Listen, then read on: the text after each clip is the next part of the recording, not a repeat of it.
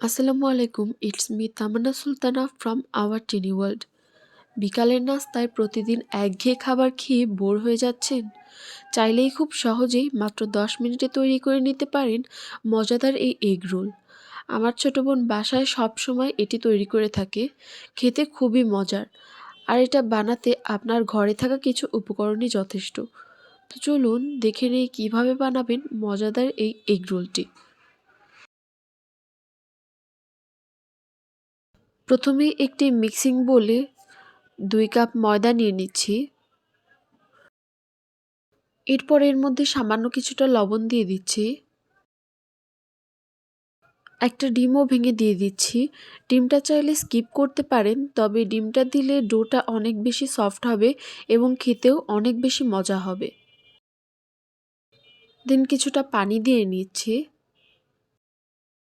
এরপর হাতের সাহায্যে মিক্স করে নিব। তারপর 2 টেবিল স্পুনের মতো তেল দিয়ে নিচ্ছি। দেন মিক্স করতে থাকছি। পানি কিছুটা কম দিয়েছি যাতে করে ডোটা বেশি নরম না হয়ে যায়, কারণ রেস্টে রাখলে ডোটা এমনিতেই অনেক বেশি নরম হয়ে আসবে। আমি কিন্তু এর মধ্যে কিছুটা কালো জিরাও ছিটিয়ে দিয়েছি, যেটার ক্লিপ নিতে আমি ভুলে গিয়েছিলাম।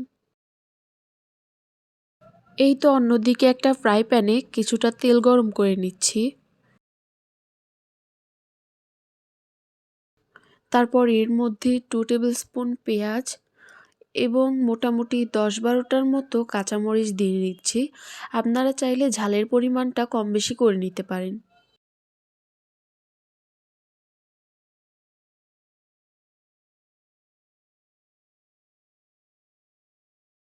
পেঁয়াজ কাঁচামরিচগুলো কিছুটা ব্রাউন হয়ে এলে এর মধ্যে কুচি করে রাখা 1 কাপ আলু দিয়ে দিচ্ছি।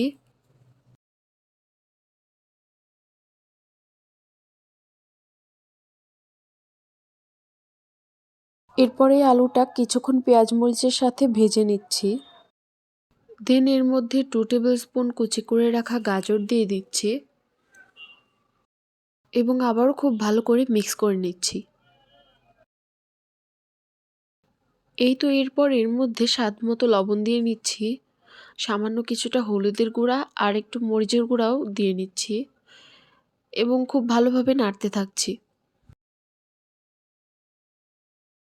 অন্যদিকে একটা বোলে 2টা ডিম নিয়ে খুব ভালোভাবে কুসুমটা গলিয়ে নিচ্ছি।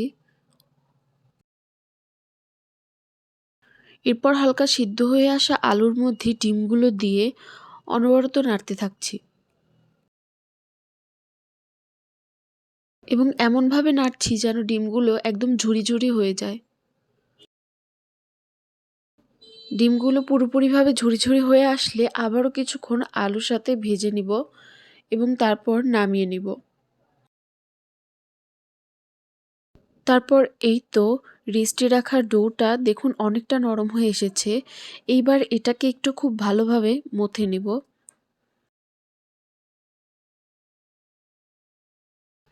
এরপর রুটি বেলার জন্য কিছুটা ডো নিয়ে নিব। রুটি বেলা হয়ে গেলে একটা নাইফের সাহায্যে স্কোয়ার শেপ দিব।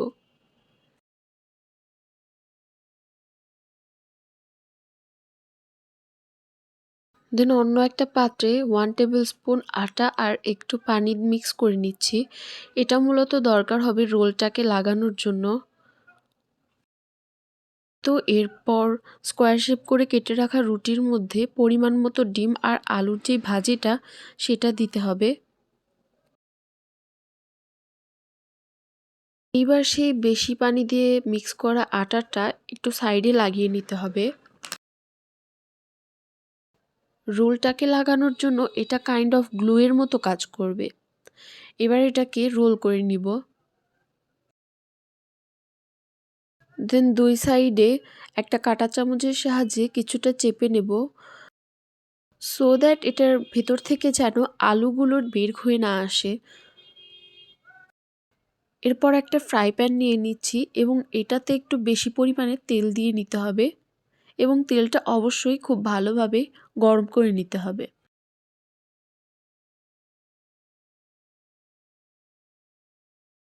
তেলটা বেশ ভালো মতো গরম হয়ে এলে এর মধ্যে রোলগুলো দিয়ে দিতে হবে।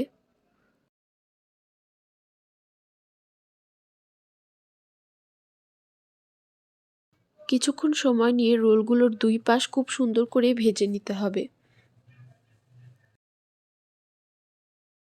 এই তো এখন তেলটা ঝরিয়ে তুলে নেব।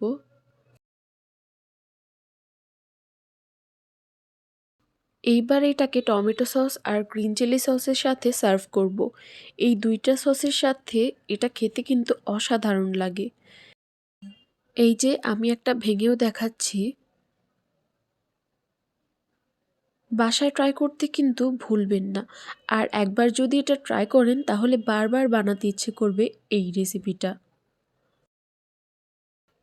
তো আজকের মতো বিদায় জানাচ্ছি। এতক্ষণ সাথে থাকার জন্য অসংখ্য ধন্যবাদ।